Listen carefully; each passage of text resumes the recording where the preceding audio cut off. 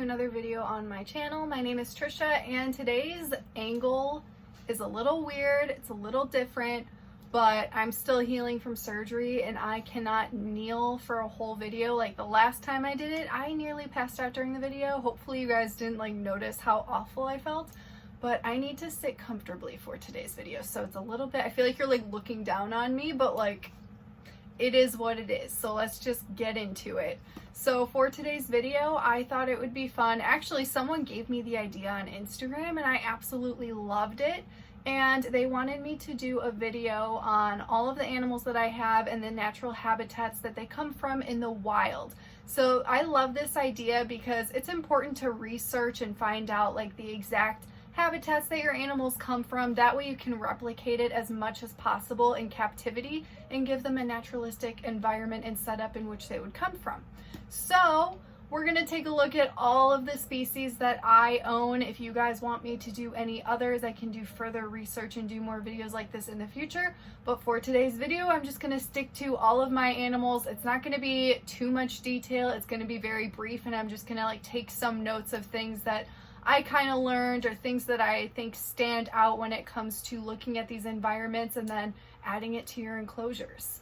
So I have 15 different species of reptiles. Actually, that's a lie. It's 13, and there are 2 amphibians, and I'm adding them as well because they're a part of the family. It's just going to be all the herps. So the first species that we are going to look at today are crested geckos. So crested geckos come from New Caledonia. They're found in the Principal Island, Grand Terre in the southern portion, and the Isle of Pines. Both are near Australia. They have warm and tropical rainforests with thick vegetation, and they spend a majority of their lives in the low shrubs and small trees. They are obviously arboreal geckos, so trees are very, very important for these guys. Some of the notes that I took personally when looking at some of these photos is that the width and the height is both important. As you can see, a rainforest or any type of forest is very, very large, and we always are very, I feel like we're more focused on giving crested geckos height sometimes, and then we end up not giving them a lot of width. So I think that width is also very, very important for these guys because naturally, yes, they are in a tree, but they jump from tree to tree and they move around and they do other things and they go to the ground sometimes. So it is important to just also keep that in mind, which is why personally I love the 2x2x2 from Zen Habitats because it gives them so much height and width, and it's just the whole 9 yards. Some other things that I noted were that there were vertical climbing branches. So something that I'm always recommending in my videos is to give them horizontal climbing space, which is very important. But obviously in the wild, trees are vertical. So I think it's important to also add those elements to your enclosure as well. So that's something that I actually want to do with mine once I'm going to be upgrading them. And the vegetation is thick, so obviously foliage is very important for these guys because it's how they hydrate themselves. It's what they hide in to feel secure, and it also increases the humidity for them. And another thing that I noted by looking at their environment, it is very, very thick in foliage, but they still get some UVB exposure. So it's one of those things where it's not required when you're taking care of these animals. However, it is something that they naturally do get a little bit of exposure to in the wild. So if you can give your animal a UVB, I think that it would be fantastic and recommend it highly. I don't have it for mine, but it's something that I would love to do in the future. But obviously if you're giving your animal all the foliage and stuff, they can still hide away from it and may not get it, but it's just one of those additional things for enrichment and just giving them a more naturalistic setup, which is the goal of this whole video by looking at their habitats in which they come from. So the next animal I want to talk about is literally a copy and paste of everything I just said because it's gargoyle geckos who come from New Caledonia as well, and they have pretty much the same exact care and everything is exactly the same, so don't really want to mention everything twice. I should just group them together, but yeah, they're pretty much the same thing. The next species we're going to jump into are green tree pythons, which I absolutely love.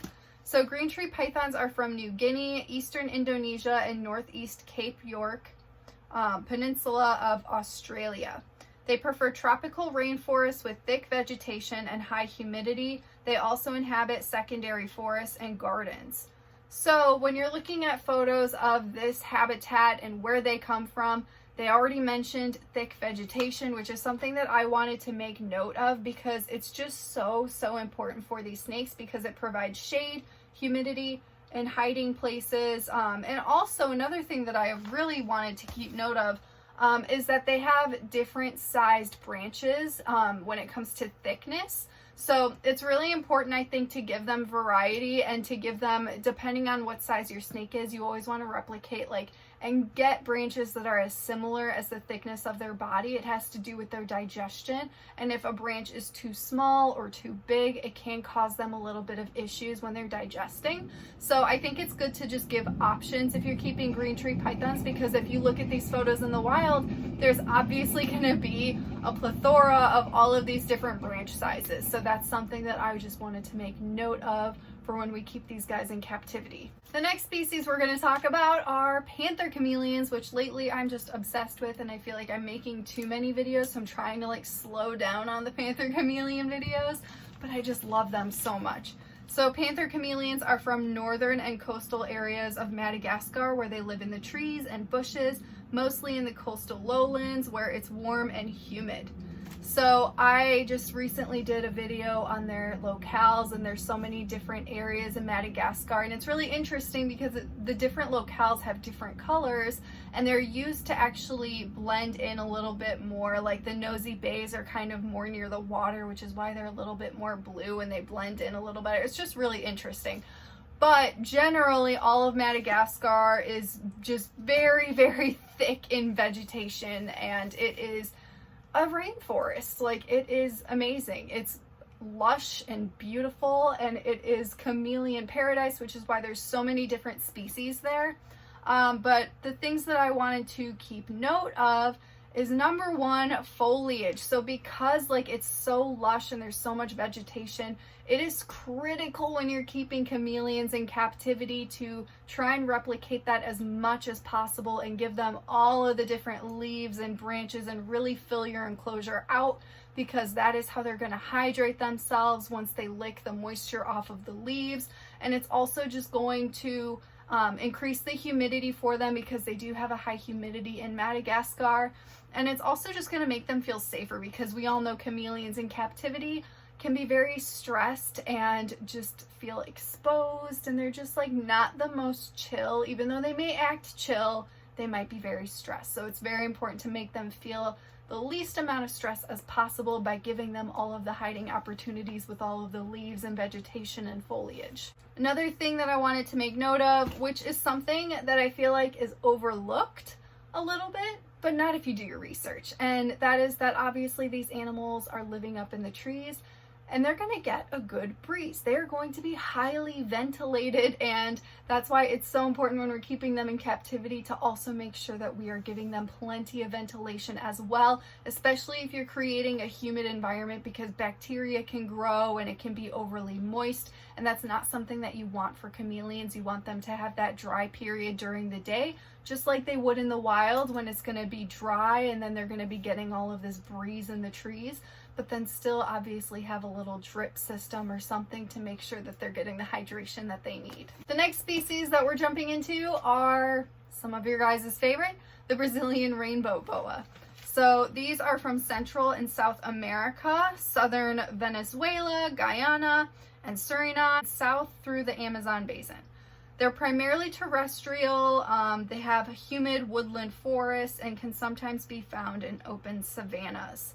So what's interesting is that they are semi-arboreal. However, most people that keep these guys as snakes, especially the adults, are far less active than the babies.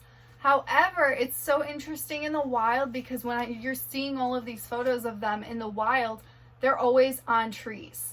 So it really just goes to show that they are semi-arboreal. So it is good, even if you have a lazy snake, just like I do with Bowie. I gave her a taller enclosure with more climbing space. She doesn't really use it. She maybe does when I sleep, who knows. but it is important to just offer it. It does give them some exercise and some enrichment, and if you do see these photos in the wild, a lot of them are up in the trees, so I think that it's great. Other than that, they're gonna be burrowed in the cool, damp ground. That's what they love. That's where they're always typically at when you're keeping them in captivity, which is completely fine, and that is a lot of the time what they're doing in the wild as well. They mostly burrow into the cool, damp ground. So what I noticed with this is that leaf litter is very important. You can see natural leaf litter around where they live in the wild. This also adds enrichment and security. Another thing that I personally just like love doing is just adding moss, because it also just like really provides them to be able to burrow down even more while also keeping up that humidity. Of course, you still want a dry period during the day, just because every animal needs that just to dry out the enclosure so it's not overly wet, moist, and just gross and bacteria ridden. So that is my recommendations and the things that I noted by looking at the environment in which these guys come from. Next up are African fat-tailed geckos, the cutest geckos on the entire planet. Don't tell the others, but seriously, like, I can't get over their faces. So these are from West Africa, from Senegal and Cameroon. The habitat is dry and arid, although they will spend most of their time in a dark and humid hiding place. So this is literally summing up how they are in captivity as well, especially with my experience with Mango. She loves to hide all day. So the notes that I've taken by looking at the environment in which they come from is that they love the dark, moist hides. It is important to give them dark, moist hides in their enclosure, but they are an arid species, so you don't want the enclosure to be overly moist. They do have a higher humidity level than leopard geckos. However, they're still an arid species, so it's good to give them a humid hide that's an option, and then keep the rest of the enclosure dry for the most part, just because that is typically the environment that they need, and you don't want to overdo it with the humidity. And then if they need it, they have the option. Obviously, they love to burrow, so places to burrow. Something that I want to do, I'm going to upgrade Mango, and I want to give her a lot of like kind of caves with cork bark and little areas for her to like climb in, little nooks and crannies, because they love those damp, deep little dark tunnels. That's where they are all day, so that's what they do in the wild, so that's what I want to replicate in captivity as well, and that's what I wanted to make note of in this video. Next up are ball pythons. So ball pythons are from Western to Central Africa, just north of the equator. They're found in grasslands and open forests, in areas with cover, typically found near open water to cool down.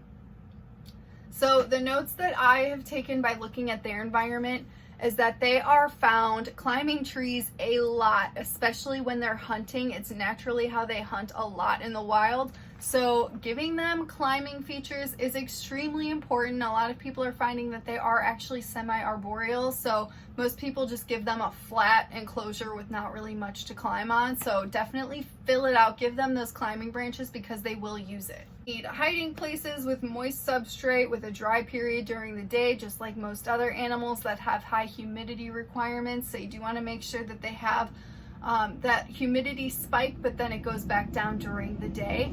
And then they love to hide. Obviously, they're usually found in like shrubs and grass, and so it's good to just make sure that there's foliage and vegetation in your enclosure for them to feel nice and secure, especially for ball pythons, because we all know they can be picky eaters, and you don't want them to be a picky eater because they don't feel secure in their enclosure. Next up are tiger salamanders. So tiger salamander, majority of them live in Arizona and Montana, east to Ohio and Kentucky. They live near vernal pools, which are seasonal pools of fresh water, ponds, slow-moving streams. So my notes for this are that they need moist environments with fresh water. So a nice moist substrate that will definitely help them retain the moisture in their skin, and then a clean little water area for them to go in, clean off, drink some water, because that's typically what they do. They also love to burrow, so if you can give them burrowing opportunities, kind of similar to what I'm doing with my African fat-tailed gecko. I'm going to be upgrading Ponyo. I hope to, hopefully soon. And I want to give him a lot of different cork bark again that can also just cause like tunnels underneath of damp substrate for him to just bury down in, with like some vegetation and some live plants, because that's perfect for these guys. And just looking at the environments in which they come from, that is exactly what you should be doing in captivity. So if you can do the live plants to up the humidity, damp substrate, clean water area, that's absolutely perfect for these guys. Next up are corn snakes. These are found in New Jersey. They prefer the southern regions like Florida, Georgia, Alabama, and South Carolina. Humans have introduced them to outside of their native range. They now live in the United States, Virgin Islands, portions of the Bahamas, and the Lesser Antilles. They prefer overgrown fields, forest openings, trees, palmetto, flatwoods, abandoned buildings, and farms. So they have a very diverse amount of places that they can live. They are not like one of those animals, and that's what makes them so easy in captivity, because they're so forgiving in the environments that we give them, because they can handle so many different types of environments. So the notes that I took from all of this information is that they do have a diverse background, but it's important to make sure they do have an arid environment with humidity spikes. Some of the environments do look kind of humid, and they are in like the southern states of the United States, but then there's other ones that are just not as moist. So with corn snakes, and with me keeping mine personally, I like to keep a dry environment. However, whenever bloom is going into shed, I need to up the humidity significantly. Offering a humidity hide during that time would also be ideal, or you could just spray down the entire enclosure, as long as you're not using aspen, because that will mold. And just do things like that to make sure that they do have that up in humidity when it's needed. It's not going to make them sick, especially when they're shedding. You don't want to obviously have an overly humid environment all the time, but those spikes when they're needed during shedding are critical. So some other things that I've noted is that their environments seem to have a lot of things like cork bark, grass, and climbing opportunities. These guys absolutely are very active snakes, and you want to give them all the enrichment you possibly can with all the different textures and feels and shrubs and foliage and places to hide. So those are the things I picked up on their environment. Next up are pixie frogs. So pixie frogs are from southern Africa, anywhere from Gauteng to, I probably said that wrong, in South Africa, all the way to the north in Angola and Kenya. The climate is very arid with some subtropical grasslands.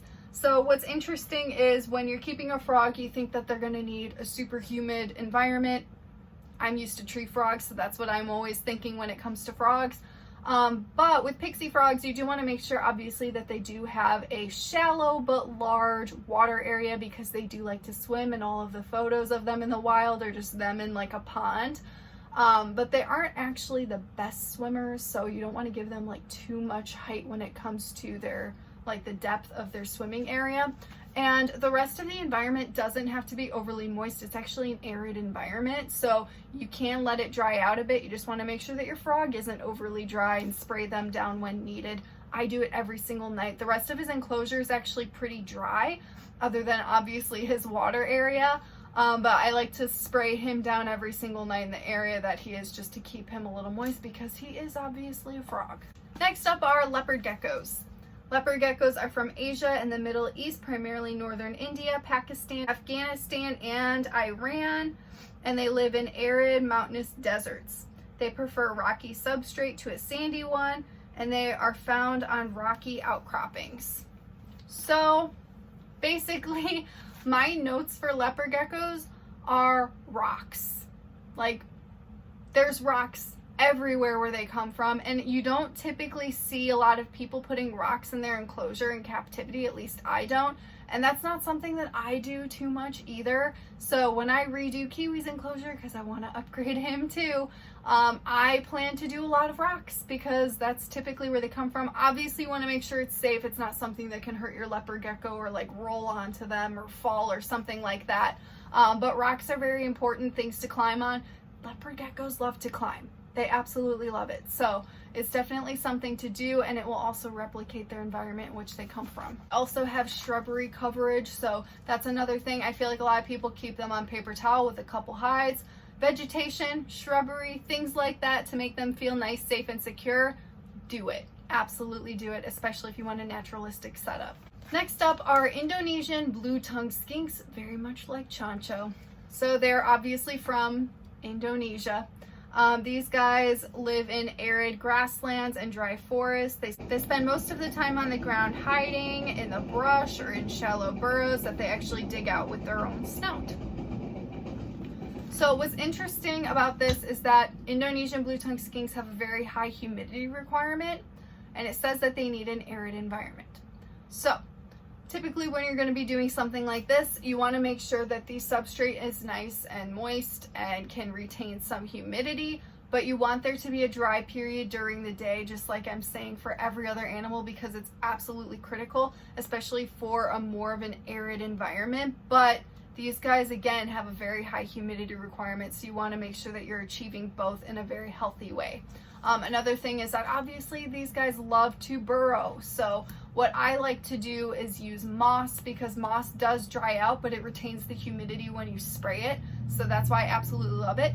And it makes the best burrowing tunnels for these guys. They absolutely love it. So if you have an Indonesian blue-tongued skink, I highly recommend using moss and a layer of substrate and cork bark, because they will completely tunnel under it, and you'll feel like you own nothing in your enclosure because you won't see it, but they're happy and tunneled and burrowed like they would be in the wild, so it's a win. Next up are yellow-bellied sliders. So these guys are all over the United States. You'll see them in like Carolina, Florida, Georgia, swamps, rivers, lakes, and ponds. These are the most basic. I feel like everyone kind of knows the environment in which they come from and the things that they should replicate. So obviously they're going to be swimming. They need fresh, clean water that can be at least double the size of the length of their body. And you want them to have a full area where they can completely dry off and bask, get the UV and get the heat just like they would get the sun in the wild. They like to bask on fallen trees or just different sticks, different rocks. Different things sticking out of the water that's completely out of the water, so that way they can fully dry off. So yeah, I kind of want to do Lulu's enclosure because hers is not as naturalistic as I would like. So I am thinking about things and hopefully gonna apply it and do some things for her in the future with keeping all of this in mind. Next up are bearded dragons. I feel like everyone is kind of familiar with this and where they come from. So they come from Australia in the warm and arid areas, deserts, subtropical woodlands, savannas, and scrublands. So the things that I'm noting when I'm looking at their natural environment is obviously it's dry, it's hot, those are things we know, but there are trees, and bearded dragons are known to climb these trees to bask. So it is very important to make sure that you're giving your bearded dragon opportunity to climb. My guy's lazy, doesn't really do it too much. However, if you have a young bearded dragon, I'm sure, and an active one, they will climb. So it's what they do in the wild, and if you can replicate that at home, fantastic. I absolutely love my size enclosure. It's a 4x2x2 from Zen Habitats. My affiliate link is in my description. But if you want something taller for your bearded dragon where you can put like actual like tree types of branches, the 4x2x4, which is double this size and height going up, best option you could possibly do to replicate something like that in the wild. Some other notes I made is that there is obviously some shade and rough surfaces. So again, you want to put like some different types of foliage or areas or caves or something. That way your bearded dragon can escape the heat and cool down as needed. Kind of common sense, but something to keep note of just in case. And last but not least is red-footed tortoises, just like peaches. So they come from South America, from Panama to Argentina. They're found in the Caribbean islands of Trinidad and Barbados. They live in dry and wet forest areas, grasslands, and the savanna. So things that I'm noting when looking at their environment is that there is a lot of grass, which I want to add more grass to Peach's enclosure because it died.